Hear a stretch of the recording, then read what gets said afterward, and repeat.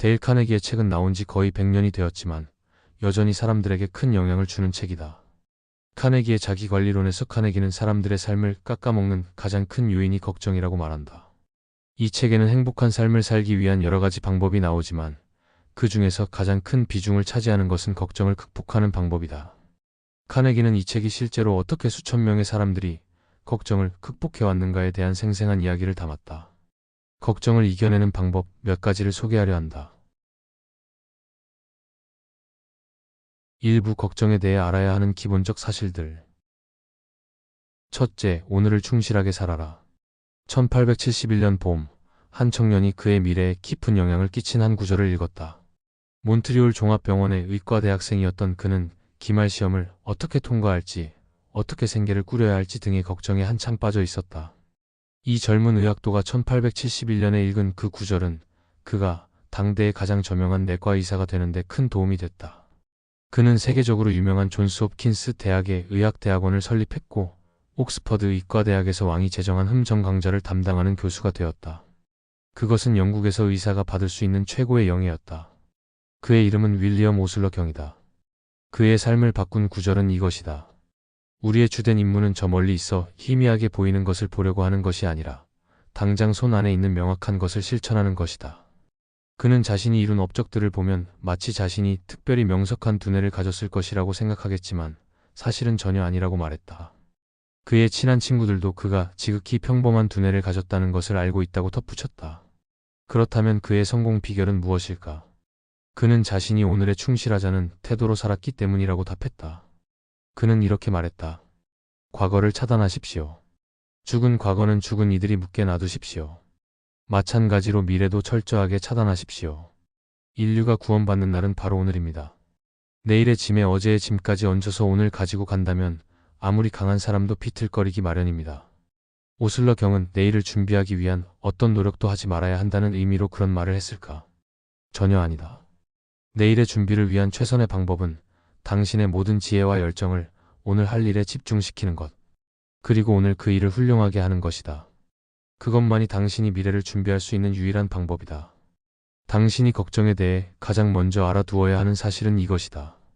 당신의 삶에서 걱정을 떨쳐버리고 싶다면 윌리엄 오슬러 경이 한 대로 하면 된다.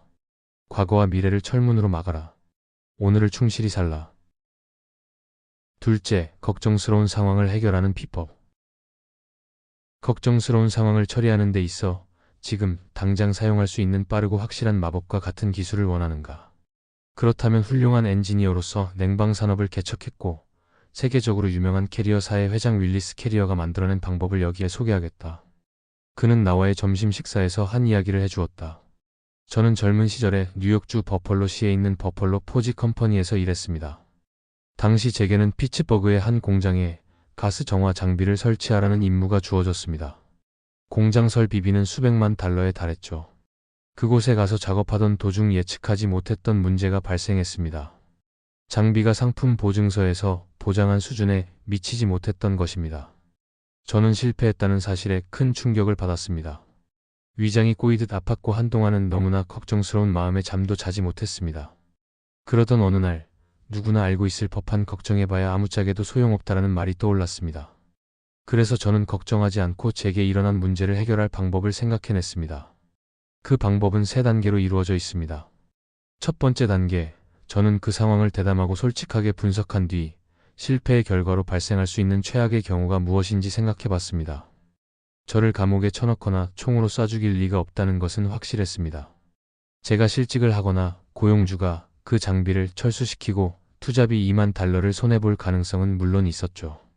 두 번째 단계, 저는 발생할 수 있는 최악의 경우를 생각한 후 필요하다면 그것을 감수하기로 했습니다.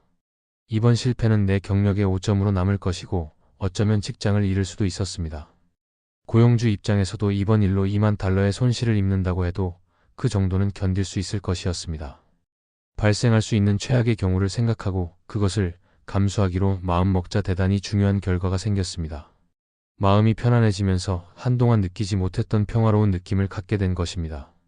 세 번째 단계, 그때부터 저는 제가 이미 마음속에서 받아들인 그 최악의 상황을 개선하기 위해 차분한 마음으로 시간과 힘을 기울였습니다.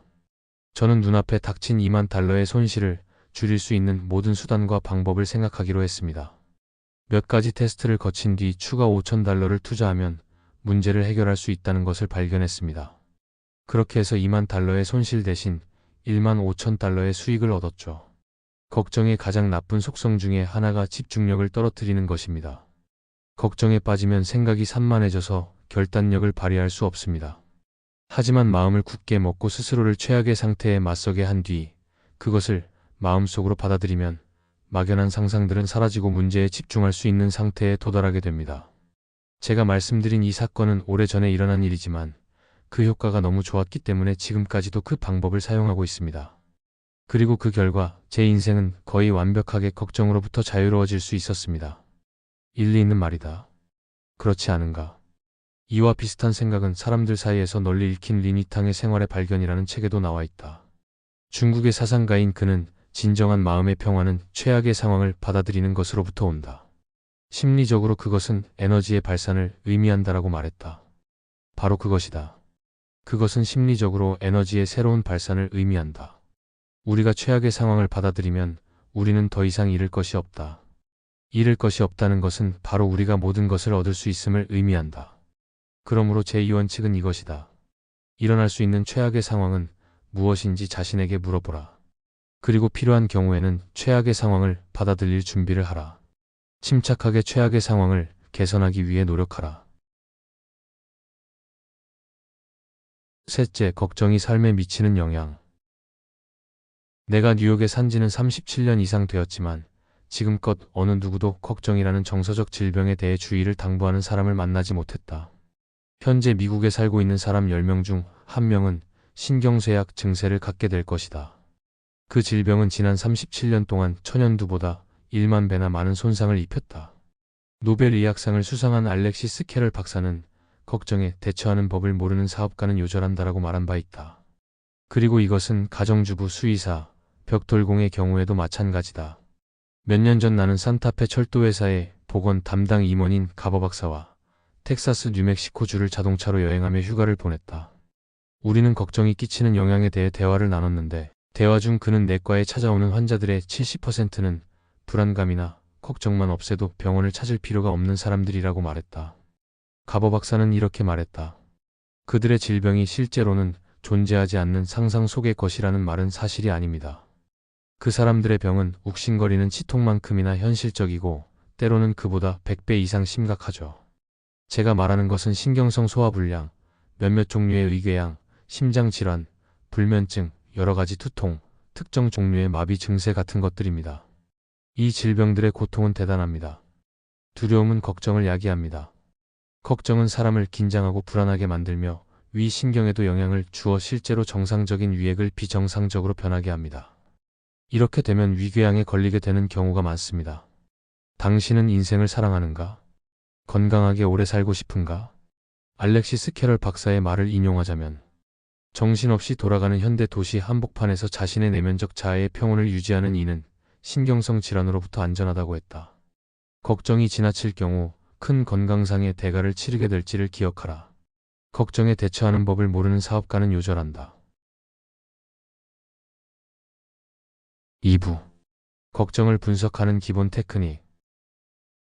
걱정을 분석하는 첫 번째 방법은 사실을 확인한다이다. 사실을 확인하는 것이 왜 중요할까? 사실을 정확히 알지 못하면 우리에게 닥친 문제를 지혜롭게 해결하려는 시도조차 할 수 없기 때문이다. 사실을 알지 못한 상태에서 우리가 할 수 있는 일이라고는 혼란 속에서 조바심을 내는 것뿐이다. 이는 22년 동안 컬럼비아 단과대학과 종합대학의 학장을 지낸 하버트 호크스의 생각이다. 20만 명의 학생들이 고민을 해결할 수 있게 도와주었던 그는 다음과 같이 말했다. 걱정의 가장 큰 원인은 혼란이다. 이 세상 걱정의 절반은 결정의 기반이 되는 근거를 충분히 알지 못한 채 결정을 내리려는 사람들이 만든 것이다. 예를 들어 나에게 다음 주 화요일 3시 정각에 맞닥뜨리게 될 문제가 있다면 나는 다음 주 화요일이 올 때까지 결정을 내릴 시도조차 하지 않는다. 그 시간 동안 그 문제에 관계된 사실들을 확인하는데 집중할 뿐 걱정하거나 괴로워하지 않는다. 잠을 설치는 일도 없다. 오직 사실들을 확인하는 데 집중한다. 사실들에 대한 확인이 제대로 이루어진 상태에서 화요일이 다가올 즈음이 되면 문제는 대개 저절로 해결된다. 사실을 확인하고 기록할 경우 분석하는 것이 훨씬 쉬워진다. 사실들을 종이에 기록하고 문제를 명확하게 진술하는 것만으로도 현명한 결정을 내리는데 큰 도움이 된다. 미국의 과학자이자 발명가인 찰스 캐터링은 명확하게 진술된 문제는 반은 해결될 것이나 마찬가지라고 했다. 두 번째 방법은 분석한 사실에 근거해 내가 할 수 있는 것들을 적고 결정한 후 즉시 실행에 옮기는 것이다. 결정이 내려지고 실행할 일만 남았다면 결과에 대한 모든 책임과 걱정은 완전히 잊어버려라. 당신이 사실들을 토대로 신중한 결정을 내렸으면 행동으로 옮기라는 뜻이다. 다시 생각하기 위해 멈춰서지 마라. 또한 머뭇거리거나 걱정하거나 결정의 절차를 다시 밟기 시작해도 안 된다. 자기 자신에 대한 믿음을 잃어서는 안 된다. 그렇게 하면 다른 의심들이 생기기 시작한다. 자꾸만 뒤를 돌아보려 해선 안 된다. 나는 언젠가 오클라호마에서 가장 유명한 석유 사업자 중 한 명인 웨이트 필림스에게 어떻게 그의 결정을 행동으로 옮기는지 물어본 적이 있다. 그는 이렇게 대답했다.